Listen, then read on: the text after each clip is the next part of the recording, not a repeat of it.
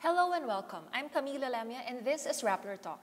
Today we're here at Therma South Power Plant here in Davao City and we are going to talk to Mr. Sebastian Lacson, the Chief Operating Officer of the coal group of AboitizPower.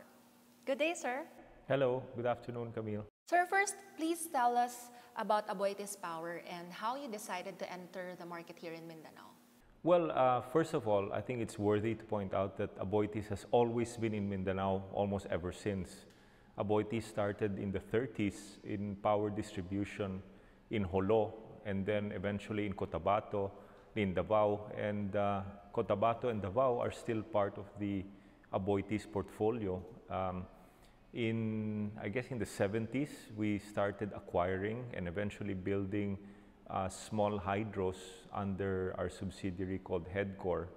And we continue to build small to medium run-of-river hydros throughout Mindanao. We have some power barges that we acquired maybe 5 or 10 years ago that are located I think in Nasipit and one in Mako. And then we get now to Therma South. Well, Therma South began maybe 5 years ago. The project began, and at that time, or maybe a little more, in 2010, there was a big drought here in Mindanao, very bad drought. And I think that was the first time that Mindanao realized that, wow, this dependence on hydro is actually not a very good thing. To rely on the government-owned impounding hydros, specifically Agus and Pulangi, for baseload power does have its pluses and minuses. And the big drought of 2010 showed the infirmity of relying on a technology that's not really baseload and relying on it as though it were baseload. That's when I guess the idea of building a baseload plant in Mindanao was hatched or was born during that time. And a couple of years later, maybe in 2011, 2012, this plant broke ground.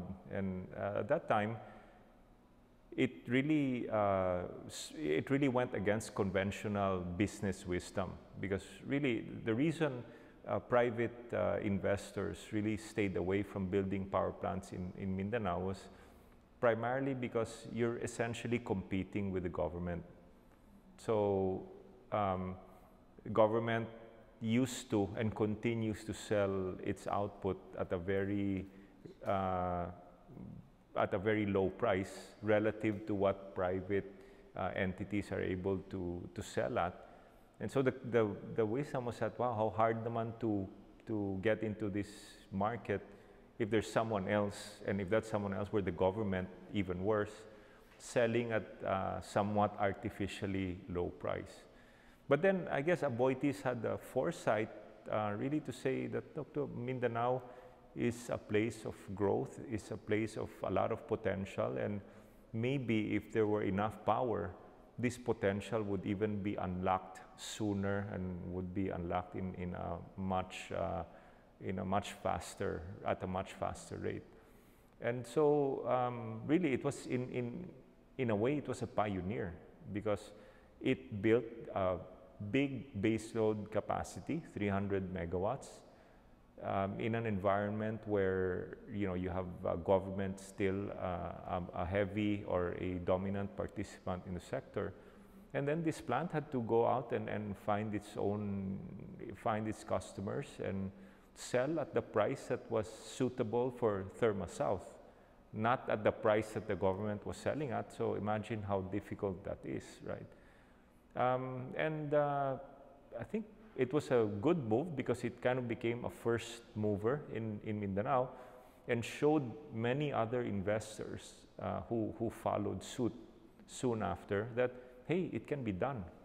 So it seemed like the right choice, because after that, the floodgates opened and many other entities have since then followed suit and built similar baseload plants using the same technology all around Mindanao. So yeah, I'm proud to say that in a way it was pioneer. What were the challenges that you encountered in opening a coal plant here in Mindanao? Well, it's not easy to build a coal plant anywhere, and typically the communities need to be enlightened and need to be considered. The requirements and needs of the community need to be considered first and foremost. I'd say that was one of the difficulties, was really convincing the community that we're a good neighbor to have around here. After that, the other difficulty was selling the power, because the utilities who are our customers, there's more than 20 of them, were used to paying a price that was much different from what we were selling. So we had to do a very good job of convincing them that, you know, a baseload plant will give your utility, your cooperative, your distribution utility, a reliability that you will be able to, you know, market also to your customers, which probably comes at a bit of a higher price compared to what you're accustomed to. So I guess that would be the second. But, you know, the good thing was that the local governments involved here were very collaborative. The local communities were very collaborative. And once they saw what we were doing, once they realized our style of doing things, and of course, once they realized that, hey, Aboitiz been here since the 30s, and, you know, Davao Light, okay naman, we really like the way they run things. So we benefited from the experience that the communities had with our sister companies like Headcore, with the hydros, with Davao Light, and just the Aboitiz name in general was really helpful. We roamed around your plant and we saw that you have the cold dome. How do you differentiate it from? I understand it's the first cold dome in the Philippines, but how do you differentiate the Aboitiz way of doing business in terms of coal plants with the rest, or with your competitors, with other companies? Responsibility towards the community is really something that is a prime consideration in Aboitiz. Right? So with specific reference to the cold dome, the advantage of that is that the dust is contained, the odors are contained, and you know, you're really avoiding the fugitive dust that typically you have escaping somewhat when it's an open stockpile or a covered structure, but the sides are open. So you'll notice that the cold dome is covered from the top as well as the sides. So it's really, you know, an additional investment for the well-being of the community. How much did you shell out for the? I can't remember the exact amount. It's really a big investment. Yeah, I mean, it has a floor area of about 17,000 square meters or 1.7 hectares. So it's a lot of concrete, and the dome itself, the superstructure on top of it, is quite extensive. There are also other efforts by your company to reduce the impact on the environment. Can you tell us more about this? I mean, like, for example, the cold dome, TSI, ThermoSouth, is the first such structure here in the Philippines. And the second one will be in our other plant in Cebu called Therma Visayas, which will be commissioned in the last quarter of this year. That has a cold dome as well. Well, a few other things that we do is, for example, our unloader is not a typically power plants use grabs, which are sort of clamshell type grabs or some bucket-like unloaders. But in our case, we use a screw unloader, which is sort of like, you know, if you will, like a vacuum cleaner that you stick into the vessel, and it uses the screw, the Archimedean screw, to transfer the material from a low point to a higher point onto the conveyor system. Well, that one, the advantage is that there's no spillage whatsoever, unlike a bucket which has to go on top of, you know, on top of the water sometimes, or there's always something spilling out from the sides. In this case, it's fully contained right from the beginning. The conveyor system is covered, and it goes to a covered cold dome. So yeah, that's another another aspect of the plant that has been done in order to be kinder to the environment. You also have other coal plants in other parts of the country, right? Do you employ the same strategy, or it's really mostly here in Davao that you... Well, in the coal plants that we have built, which are only 2, we employ that as much as we can. But the others where we have bought in or we are partial investors, our control is really quite limited. So, I mean, of course, another thing, maybe a little more fundamental and more basic, is that we use CFB technology, and one of the benefits of CFB is that it's a lot, its impact to the environment is much less compared to other technologies. How do you balance doing your operations and the consistent criticisms that there's no such thing as clean coal? How do you tread that? Perhaps it's the case that there's really no such thing as immaculate coal. That's true. But what we've done is, you know, we've built in Therma South, in Therma Visayas, coal plants that first employ a technology that's supposed to be state-of-the-art. So it's supposed to be the one where the emissions are the least that they can possibly be within the limits of the technology. And the balance of plant items that we can include in the plant that can be also kinder to the environment are there, such as the items that I mentioned earlier, the covered coal dome, the screw type unloader, and so on. So, I mean, in our case, the way we view it is that the country needs a balance of technologies, and one of the needs that our country really needs is baseload technology. Unfortunately, the other baseload technologies that are typical in other parts of the world can't be done in the Philippines. For example, the traditional baseload in Europe, in Japan, in Korea is nuclear. Now, we can't do nuclear here because, number one, it seems to be socially unacceptable. And secondly, we don't have enough of a demand to merit a plant the size of a nuclear power plant, which typically, 3,000 to 5,000 megawatts. And the reason for that is that the Philippines is archipelagic. In fact, Luzon, Visayas, and Mindanao are not even interconnected. And Visayas and Luzon are only partially interconnected, and Mindanao is completely isolated and on its own. Typically, it's nuclear. The other source of baseload around the world is geothermal. And while we have geothermal in the Philippines, I think it's going to be very difficult for us to have more, because the exploration part is very complex and expensive and unsure. And the other source of baseload is gas.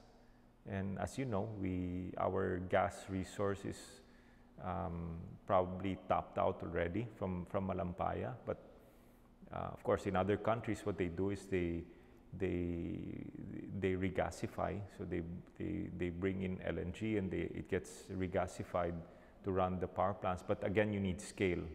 So again, it goes back to the Philippines really being 3 grids, Luzon, Visayas, and Mindanao. And you can't slot in 2,000, 3,000 megawatts just like that, because then it becomes uneconomical. So really, it leaves us with a baseload technology. The only thing left is coal. So really, it's, if you will, it's almost out of necessity, because we do need a reliable technology that's cost effective. And so our job as investors and as responsible investors and responsible owners is to make sure that within that space that's been defined, which is coal, to make sure that it's the best coal that we can possibly build. And that's where now it comes in, CFB, coal dome, screw unloader, electrostatic precipitator, and so on. It's the lesser evil, kumbaga, dahil it's really needed. It's really needed, and if we're going to do it, then we'd like to do it right. I also understand that AP, AboitizPower, has also ventured into hydro and other renewable energy. But can you give us a percentage breakdown of, like, let's say, 50% is still coal? Well, if we like to look at it as sort of net capacity, because for example, there are coal plants where we're invested in, but we don't really own or manage or run, but we're investee in those companies. So if we include that, which we have to, we're probably out of our portfolio, which is approximately about 4,000 megawatts, approximately half of that is coal, and the other half would be divided amongst oil, geothermal, and hydro. Now, having said that, we really started in the generation space in hydro. So we continue to be a prolific builder and operator of hydros throughout the Philippines, specifically in northern Luzon and here in Mindanao.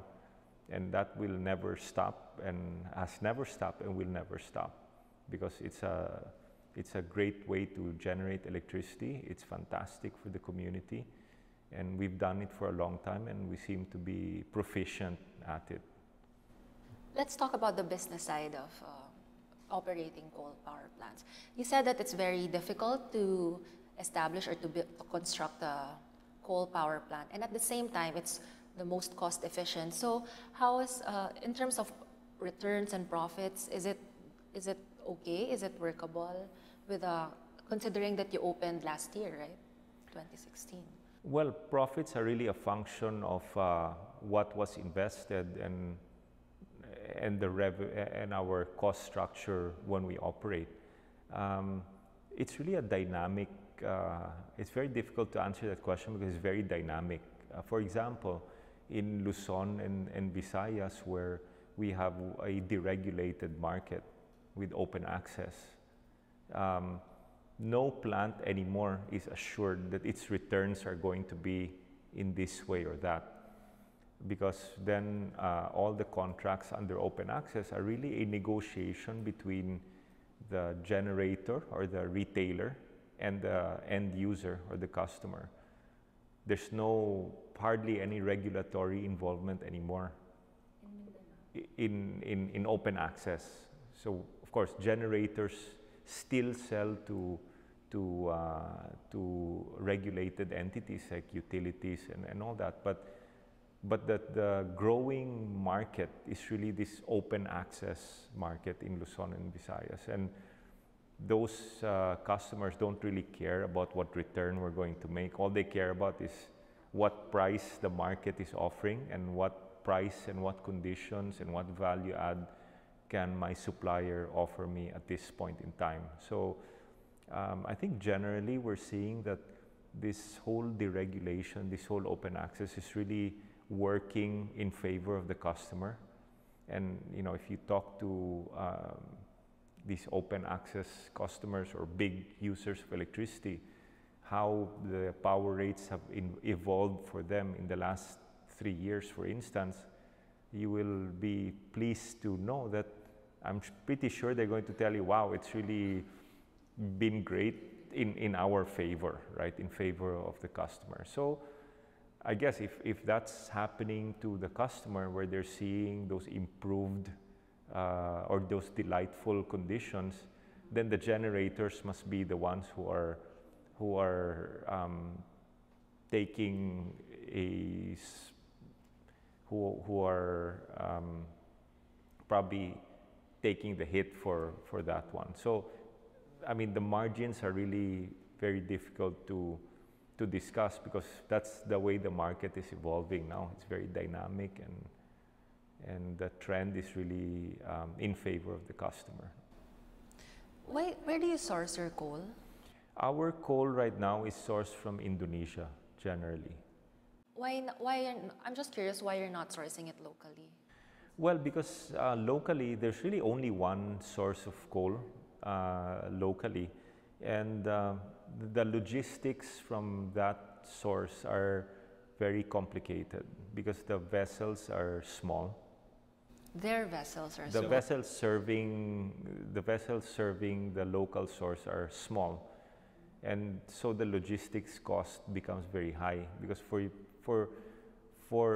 the shipping cost to be as low as possible, the vessels need to be as large as possible. For example, the vessels that call on our port here are 80,000 metric ton vessels, and the ones that call on the local supplier are much smaller than that.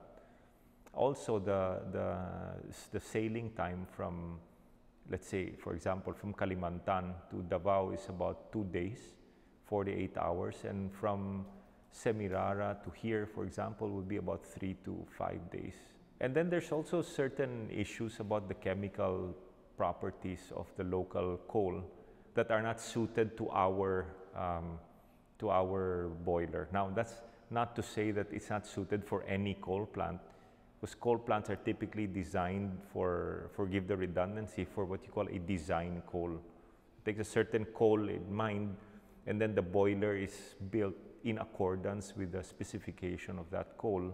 So you're kind of committed to that forever, and you can't just say, okay, now I'm gonna, use this type, and so you have to stick to that as closely as you can in order to optimize the output of the power station. So our plant here has been designed for a coal with a sulfur content, with a heating value, an ash content that's a little bit different from what Semirara offers. But having said that, there are other power plants in the Philippines that use Semirara with no problems at all. So it's really a logistics and a design issue.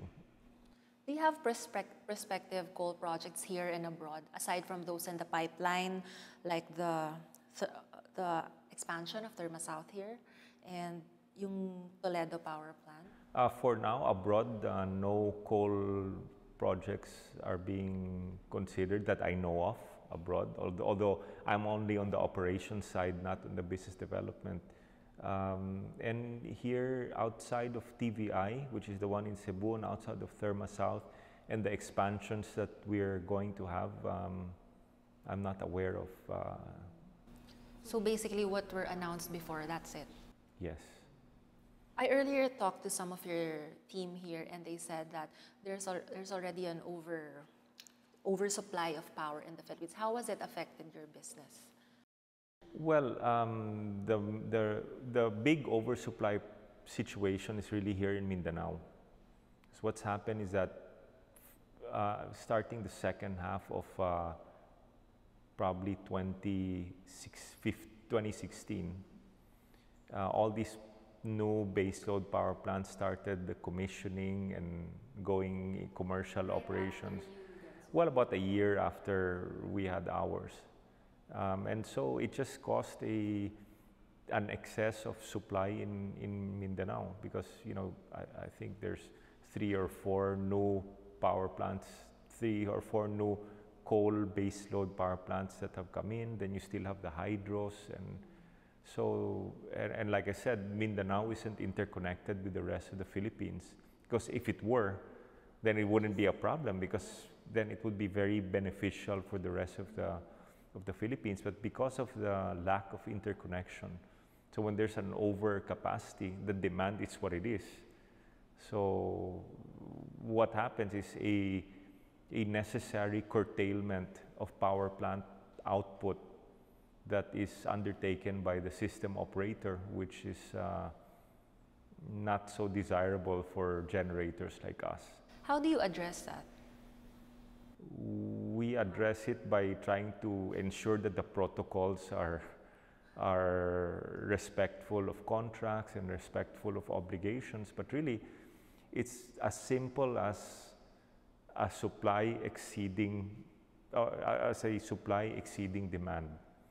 And so since you cannot tell the demand to increase, you have to tell the supply to decrease, because every kilowatt hour that is generated in Mindanao has to be consumed by a consumer, has to be consumed by a user. So the thing is to throttle down the generation. That's the only way to do it. And or growth here in the... Well, growth is sort of going to happen, but it doesn't happen in lumps, you know, in increments of 40% or 50%. So the growth in Mindanao is very encouraging. It's really growing much more than what anyone had expected, but still it'll be a while before the growth catches up with how the private sector has responded to the call of more generation Mindanao, which is great. I mean, I think it's inspiring to think that, you know, all these companies have decided to put down money to build generation capacity in Mindanao, in spite of the fact that there's clearly an excess of capacity, but still they're here, still they continued, and still, because we're hoping that tomorrow will be better than today as far as power demand is concerned, and it will be. So it's going to be just a matter of, you know, hanging in there until, as you say, that the demand actually catches up. So is the Duterte administration, I mean the hype of the Duterte administration, is somehow keeping your hopes up for growth here in Mindanao? Well, I think our hopes were up even before the Duterte administration, and, you know, given that our president is from here, and now the focus seems to be here, that's going to be wonderful for us. Our experience, however, with the Duterte administration, when it was still a local government administration, was so wonderful and so collaborative and so easy to do business that it wouldn't surprise us at all if that would translate to national, because really, I mean, Davao is a paragon or a model really of ease of doing business. Sir, I noticed that you have been really exerting efforts on the communities, on, you know, corporate social responsibility. Is it worth it, like what you get in return and the money and time you spend for them? Well, I don't think we really do it because we want to get a return for every buck that's deployed. We want to get a buck of return. It's not that.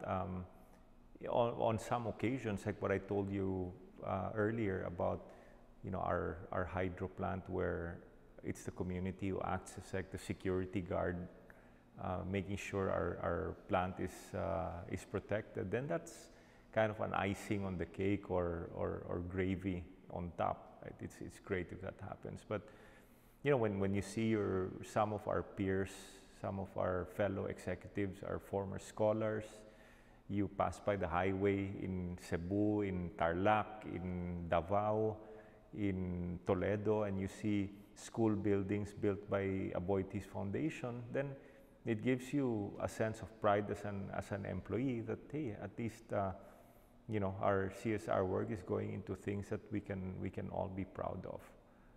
But it's very much ingrained in the way we do business.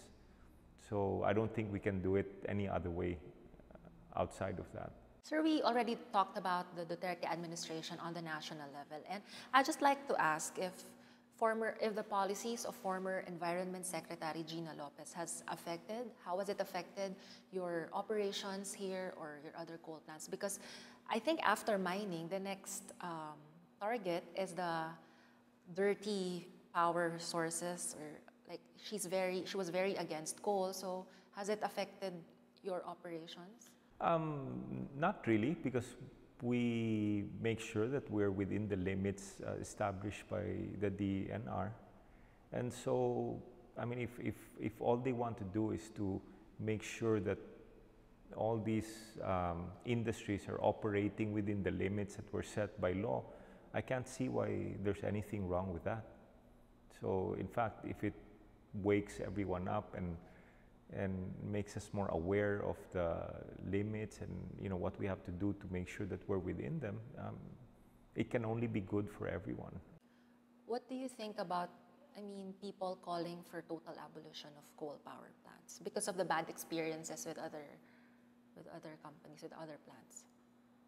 Well, it would probably not be very good for the Philippine economy, because then we would be depriving ourselves of a very good baseload technology.